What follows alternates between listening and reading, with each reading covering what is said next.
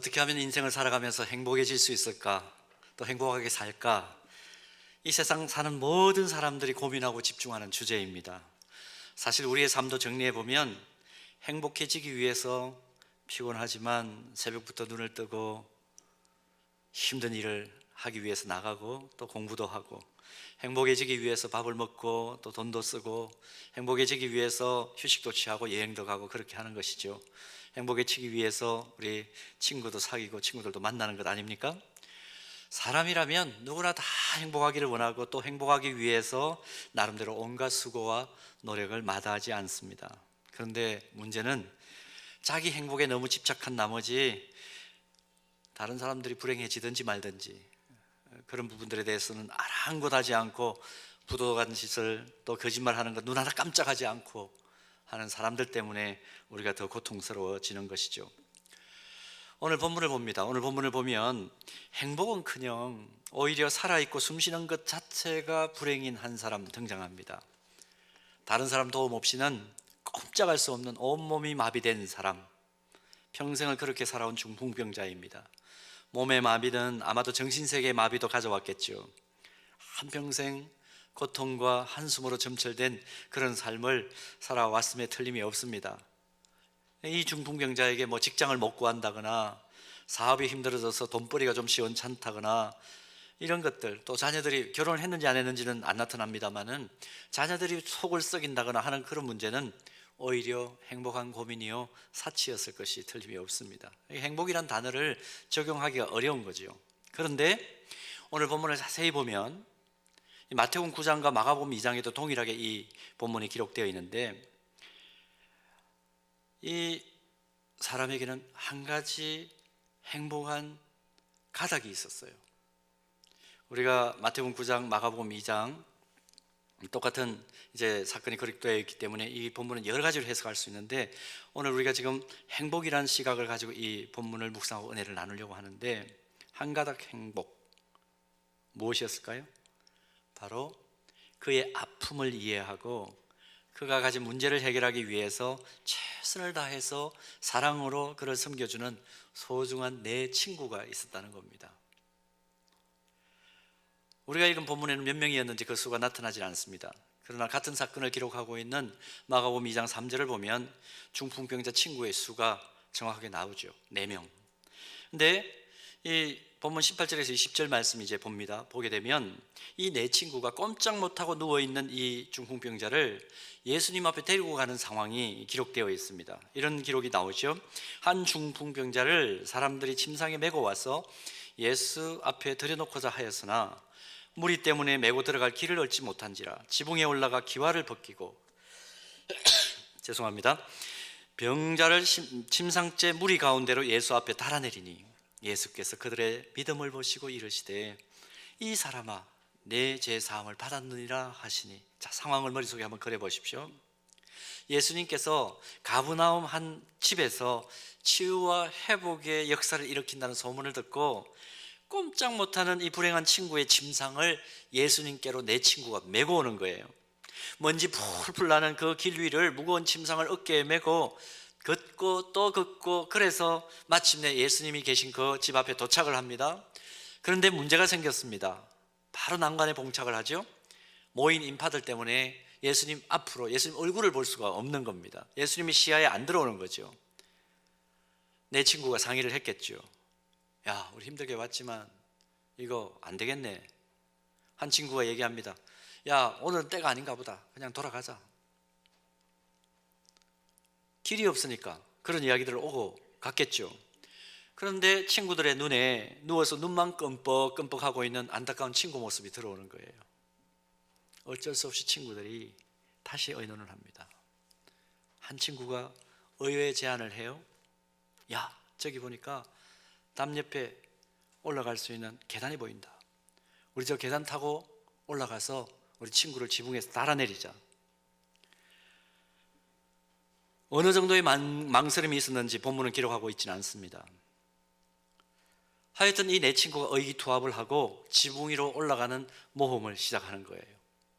담 옆에 좁은 계단으로 무거운 침상을 끌어올리고, 그 다음 침상이 들어갈 만한 공간을 만들기 위해서 지붕을 뜯어냅니다. 힘들었겠죠. 그리고 침상에 줄을 매달아서 예수님 앞으로 달아내립니다. 진기한 장면이 연출되기를 시작합니다. 그때 예수님께서 줄에 매달려 침상 누워서 내려오는 중풍병자를 보시고 뭐라고 말씀합니까? 소자야, 네 죄사함을 받았느니라. 그리고 또 말씀합니다. 소자야, 네 자리를 들고 일어나라. 그리고 걸어가라. 자신의 삶이 온통 불행으로만 점철되어 있는 줄 알았는데 자신을 사랑하는 내 친구들 덕분에 그 순간 그토록 소망했던 온전한 몸의 회복을 경험합니다.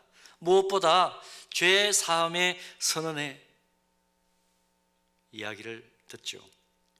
영육간에 완전히 치유되고 구원을 받게 되는 은혜의 역사를 경험합니다. 자, 여러분, 이것이 오늘 우리가 읽은 본문의 전반적인 내용인데 이 본문을 행복이란 시각으로 우리 같이 한번 좀 묵상하기를 원하는데요.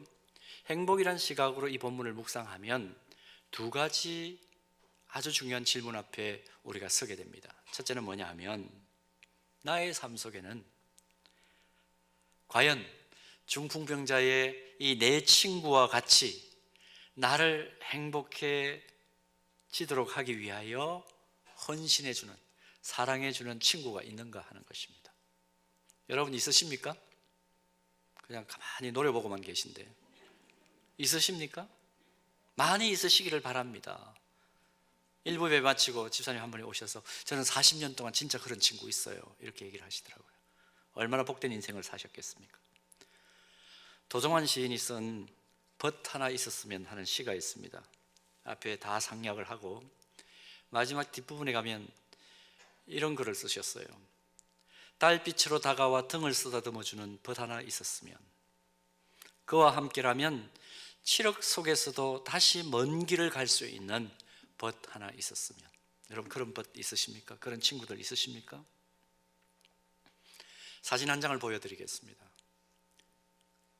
여러분 이 사진이 무슨 사진이냐면 아우슈비츠에서 고통당했던 유대인들의 사진입니다. 2차 세계대전 당시에 나치가 극악하게 유대인을 핍박했던 대표적인 장소로 폴란드의 아우슈비츠 이 강제 수용소를 꼽습니다. 거기에 수용되었던 사람들의 사진인데, 근데 여러분들 표정이 보이는지 모르겠습니다. 조금 자세히 보십시오. 극악하게 핍박을 받았는데 이 사진을 찍힌 이 수용자들의 얼굴 표정 잘 보세요. 굉장히 생기가 넘치지 않습니까? 의외다 그런 생각이 들죠. 의외다, 이 생기가 넘치고 웃고 있는 것 같기도 하고요. 이 사람들이 조금 정신이 잘못됐나? 그게 아니고요. 이 사람들이 독일이 패망했다는 소식을 듣고 찍은 사진이에요. 그러니까 이제 살 소망이 생겼잖아요. 이제는 해방되었다, 진정한 자유가 주어졌다, 이제는 고생 끝 행복 시작이다, 이제 그 소식을 듣고 찍은 사진입니다. 여러분 이 사진에 찍힌 사람들, 그러니까 아우슈비츠의 그 힘든 상황, 생사를 넘나드는 그 상황 속에서도 이 사람들은 살아남은 사람들인데, 이 살아남은 사람들을 사회심리학자들이 조사를 했습니다. 어떻게 이 사람들은 살아남을 수 있었을까? 다른 사람들은 물론 뭐 폭압 가운데 어쩔 수 없이 끌려가서 죽은 사람도 있지만, 그런데 그 위험 속에서도 이 사람들이 생존할 수 있었던, 끝까지 생명을 포기하지 않고 버틸 수 있었던 이유가 뭘까? 조사 결과가 이렇게 나왔습니다. 문장을 한번 보여주시죠. 강인한 개인이 살아남은 게 아니고, 정신세계가 아주 강인한 멘탈이 강한 사람이 살아남은 게 아니고, 신뢰할 만한 친구를 가진 안정된 마음을 가진 사람들이 대부분 살아남았다는 거예요.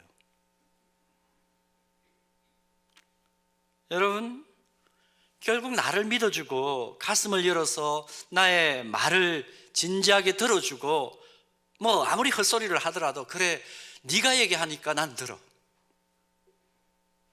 생사를 넘나드는 그 어려운 삶 속에서도 끝까지 그렇게 동행해주는 친구가 있느냐 없느냐에 따라서 행복을 누릴 수도 있고 불행을 느낄 수도 있다는 겁니다. 살아남을 수도 있고 그냥 인생을 절망 가운데 보내버릴 수도 있다는 것이죠. 인간관계를 연구하는 사회심리학자들 그래서 결론을 이렇게 냅니다. 아무리 세상이 각박해지고 개인화되어도 자신의 속내를 드러낼 수 있는 진실한 친구 한 명만 있어도 그 사람은 결코 불행하지 않은 사람이다. 장기화된 코로나19 상황 속에서 나오는, 물론 옛날부터 나온 단어입니다만 청년들을 향했던 단어가 이제는 모든 사람들에게 적용되는 단어가 되어버렸는데, 각자 도생이라는 단어로 압축할 수가 있죠.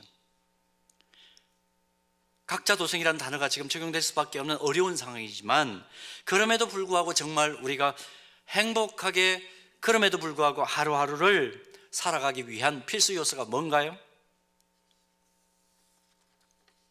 소통하고 공감하면서 언제든지 자기의 마음을 나눌 수 있는 가족과 친구가 꼭 필요하다는 거예요. 여러분, 그런 친구가 있습니까? 혹시 내 삶을 돌아보니까 난 그런 친구 없는 것 같은데, 도무지 안 보인다, 그렇게 얘기할 수밖에 없는, 혹시 고독한 상황 속에, 외로운 상황 속에 있는 분들 있으십니까? 그렇다면 거기에 대해서도 성경은 이렇게 대답을 해줍니다. 요한복음 15장 15절 말씀, 우리 함께 같은 목소리로 읽겠습니다. 이제부터는 너희를 종이라 하지 아니하리니 종은 주인이 하는 것을, 너희를 친구라 하였노니 내가 내 아버지께 들은 것을 다 너희에게 알게 하였습니다. 아멘.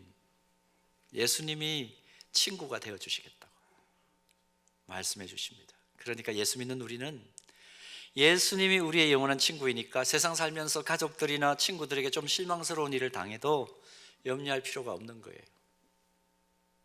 예수님께서 우리의 영원한 친구가 되시면 실제적으로 아주 중요한 일이 일어나는데, 어떤 일이 일어나느냐 하면, 우리가 예수님을 믿는 그 순간 예수님께서 보혈을 흘려서 이 땅에 세우신 영원한 기관이 있죠. 교회입니다. 우리가 예수님을 믿는 그 순간 우리는 주님이 머리이신 이 교회의 한 멤버가 되는 거예요. 근데 멤버라 그러니까 좀 이상하죠? 우리가 자주 쓰는 표현으로 얘기한다면 교회라는 영적 공동체의 한 가족이 되는 거예요. 영적인 피부치가 되는 것입니다. 그리스도의 보혈로 이어지는 영적인 한 가족이 되는 기적이 예수 믿는 그 순간에 일어납니다. 여러분, 교회를 어떻게 정의하면 좋을까요? 신학적으로 얘기하면 굉장히 복잡하고 어렵습니다. 저도 교회론으로 논문을 썼기 때문에 이건 굉장히 어렵고 복잡합니다. 사실 교회라는 것은.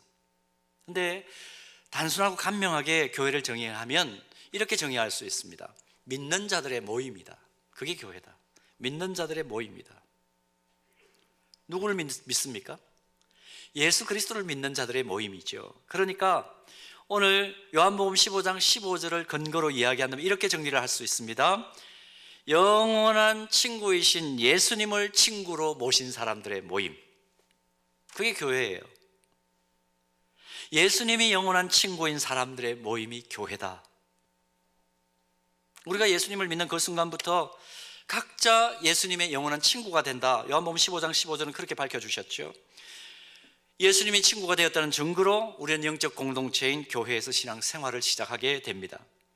영적 공동체인 이 교회에서 신앙생활을 쭉 해나가다 보면 놀라운 사실을 한 가지 발견하는데, 뭐냐 하면 함께 지금 신앙생활하는, 지금 이 자리로 얘기한다면 함께 예배드리는, 옆에 앉아 계신 우리 집사님도, 우리 권사님도, 우리 장로님도 다 예수님의 친구예요.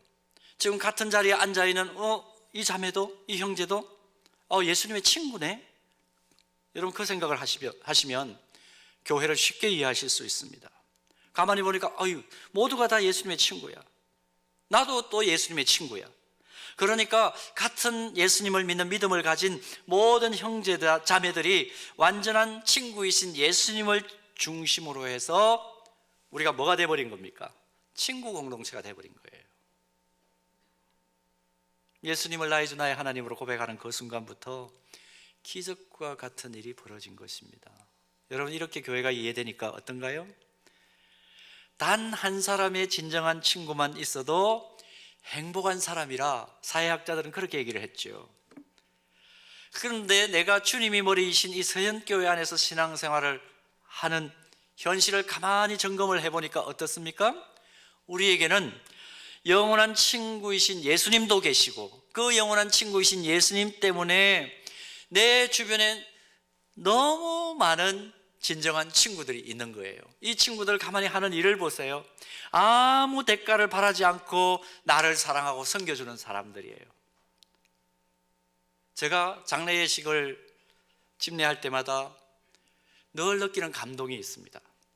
특히 코로나19 상황 속에서 참 장례식장 가는 것이 그렇게 쉬운 결단은 아니죠. 그럼에도 불구하고 꼭 오시는 분들이 계세요. 예배를 시작하기 전에 그분들을 가만히 이렇게 찬찬히 둘러봅니다. 하나님, 오늘 이 자리에 아무 대가를 바라지 않고 다들 위험하다 그럼에도 불구하고 결단하고 이 자리에 나온 모든 이 조문객들이, 영적인 가족들이 위로할 때에 지금 슬픔 당한 이 유족들이 진짜 하늘 위로를 받는 은혜를 주옵소서. 그러고 이제 예배 드리죠. 여러분 생각해 보세요. 물론 뭐 여러 가지로 인간적으로 관계 때문에 가는 그런 것들도 생각할 수 있겠지만, 그러나 가만히 보면 그걸 떠나서 꼭 오시는 분들을 보면 감동이 와요. 여러분, 왜 교회가 귀한 공동체인지 아십니까? 이 세상에 아무 대가를 바라지 않고 누군가를 사랑하고 섬기는 공동체는, 그런 사람을 만날 수 있는 유일한 이 지상의 공동체는 교회밖에 없어요. 여러분, 솔직히 여러분들이 지금 관계 맺고 있는 공동체들 다 한번 점검해 보십시오. 뭔가 다 이유가 있죠. 이런 이유 때문에 만나고 저런 이유 때문에 만나고, 이런 목적 때문에 함께하고 저런 목적 때문에 함께하지만, 교회라는 곳은, 교회에 함께하는 우리 공동체의 식구들을 이렇게 가만히 보면 이유가 없어요. 그냥 우리가 같은 하나님 믿으니까, 예수 그리스도를 나의 친구로 모시고 사니까 당신은 내 친구야. 아무 어떤 관계도 없지만 우리 사랑방 안에서 같이 모여서 진짜 사랑하는 영적인 지체들이 되었기 때문에 난 아무 대가를 바라지 않아. 그럼에도 불구하고 난 당신을 사랑으로 섬길 수 있어. 그 얘기를 할 수 있는 지상의 유일한 공동체가 교회예요. 요즘 한국교회 전체가 지금 가슴앓이를 하고 있습니다. 코로나19가 진행되면서 전체적으로 볼 때 앞으로 어떻게 결과가 나올지 모르겠지만, 최소한 교회를 연구하는 학자들은 코로나19가 정돈이 되어도 한 20%의 성도들은 제자리로 돌아오지 않을 것이다, 그렇게 지금 짐작을 하고 모든 사역 프로그램들을 짠다고 그럽니다. 여러분, 그런데 교회를 떠난 사람들에게 자신 있게 얘기하셔야 됩니다. 도대체 어쩌려고 교회를 떠나? 뭘 믿고 교회를 떠나? 도대체 그분들은 어떻게 하려고 교회를 떠나는 거죠? 아무 대가를 바라지 않고 사랑으로 감싸주고 무슨 이야기를 해도 들어주고 언제나 기도로, 중보기도로 그들을 섬겨주는 그런 사람을 그 사람들이 어디서 만날까요? 만날 수가 없습니다. 절대로 교회 외에서는 만날 수가 없습니다. 내가 행복하면 함께 기뻐하고 즐거워해주고, 나에게 힘든 일이 있으면 언제든지 나를 위해서 헌신해 줄 중풍병자의 내 친구와 같은 친구, 4명의 친구와 같은 그런 친구가 있는, 이 세상에서 가장 행복한 사람이 바로, 그러니까 누구예요? 지금 예배드리는 딴 사람 아니고 바로 나예요. 자, 여러분 한번 확인해 볼까요? 여러분 옆에 분들에게 한번 확인시켜 주십시오. 한번 해보겠습니다. 나는 행복한 사람입니다. 아니, 그런 자신감이 없이, 그런 자존감도 없이 어떻게 여러분은 하시려고 그럽니까? 다시 한번, 나는 행복한 사람입니다. 자, 옆에 있는 분도 정말 그러니까 행복한 사람이죠. 그러니까 이렇게 한번 확인해 드립시다. 당신은 행복한 사람입니다. 좋습니다. 자, 첫 번째 문제를 해결했습니다. 그런가 하면 두 번째 문제로 오늘 본문을 행복이라는 관점에서 묵상할 때 대두된 또 하나의 중요한 질문이 있습니다. 그렇다면 나는 내 주변의 가족들과 친구들에게 중풍병자의 내 친구와 같이 행복을 전달하는 행복 전달자인가 하는 것입니다. 중풍병자의 친구들을 보면 내 친구들은 이런 사람들이에요. 예수님이 행하시는 치유하심의 능력을 확실하게 믿었던 것이 분명합니다. 이 고독한 인생, 이 힘든 인생, 이 부박한 인생, 예수님 만나면 치유된다, 그 확신을 가지고 그 무거운 사람을 아무리 환자라 할지라도 그 울퉁불퉁한 길을 어깨에 메고 한참을 걸어간다는 것은 분명히 쉬운 일이 아니었을 겁니다. 그럼에도 불구하고 예수님의 치유하심의 능력을 확실하게 믿었고, 거기에 더해서 불행한 친구에 대한 이 진정한 사랑 가졌던 사람들이 네 사람의 친구죠. 그래서 가버나움 어느 집에서 예수님께서 복음을 가르치신다는 그 소문 듣고 불쌍한 친구를 침상째로 들고 온 거 아닙니까? 그리고 어떻게 해서든지 예수님을 만나게 해주려고 최선을 다합니다. 친구를 불쌍하게 여기고 실제로 그 불쌍한 사람을 위해서 행동한 사람들, 그 사랑을 실천한 사람들이 이 네 명의 친구들입니다. 제가 이 본문을 행복이라는 관점에서, 이 친구가 행복해졌으면 좋겠다 하는 그 관점에서 이 본문을 묵상하면서 떠오른 TV에 한 장면이 있었습니다. 요즘 음악 오디션 프로그램이 굉장히 많죠. 근데 조금 옛날에 있었던 음악 오디션 프로그램인데요, TV에서 제가 뭘 봤느냐 하면 국민 할매라는 그 별명을 가지고 있는 락 그룹 부활의 김태원 씨를 여러분 혹시 아시나요? 머리 긴 사람, 머리 기신 분 있죠. 근데 이분이 한 오디션 프로그램 멘토로 나와가지고 아주 의미 있는 이야기 하는 것 들었습니다. 고등학교 시절부터 힘든 일이 참 많았는데 그 과정에서 모든 친구들이 자신을 다 떠났대요. 그런데 끝까지 자기 옆을 지키면서 격려하고 복음을 전해준 친구 한 사람을 소개했습니다. 그때 그 친구도 TV에 나왔었어요. 제주도에서 목회를 하시는 장 목사님이라는 분이셨는데요, 그분을 소개하면서 이 김태원 씨가 그런 얘기를 하더라고요. 위기 때마다 찾아와서 격려하고 복음을 전한 그 친구 때문에 오늘의 내가 있습니다, 그 얘기를 하더라고요. 제가 그 장면을 보면서 마음속에 사진이 찍히듯이 사진 한 장이 남았었는데, 오늘 본문의 이 중풍병자를 주님 앞에 달아내린 내 친구들이 이 김태원 씨가 얘기했던 장 목사님과 같지 않나, 그런 생각을 했어요. 여러분, 우리가 한 번밖에 살 수 없는 인생을 살면서 많은 사람들 만나죠. 과연 어떤 사람이 좋은 친구일까요? 당연히 자신이 가진 것 가운데 가장 소중한 것을 아깝게 여기지 않고 나눠주는 사람이 가장 좋은 친구겠죠.